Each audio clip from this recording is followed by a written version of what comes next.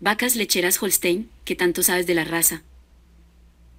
Las vacas lecheras de la raza Holstein son muy conocidas por la gran capacidad de producción lechera. A continuación te hablaremos de algunas particularidades de estos vacunos. El característico color negro y blanco de la raza es el más arraigado en la conciencia colectiva. Historia de las vacas lecheras Holstein.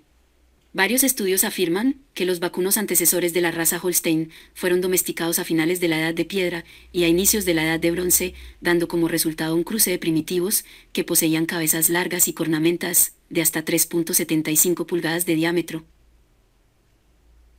Antiguos escritos la describen como vacas de color blanco como la nave, pero 2 siglos después, arribó la tribu de los atavianos y trajeron un ganado vacuno negro, con los cuales se realizó el cruce para obtener vacunos con características doble propósito, más orientado a la producción lechera.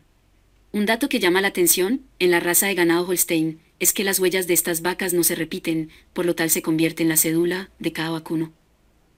Vacas lecheras Holstein en Colombia.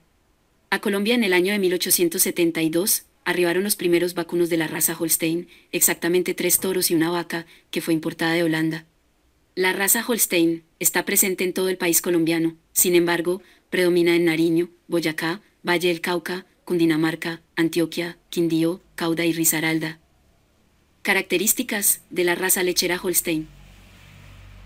Los ejemplares de la raza Holstein son de tamaño grande, fuerte y elegantes. El peso promedio de las vacas es de 650 kilos, altura de 1,50 metros. Se caracterizan con el singular negro con blanco y rojo con blanco. La combinación de rojo con blanco es muy codiciada por los productores ganaderos, debido a la adaptabilidad a climas tropicales.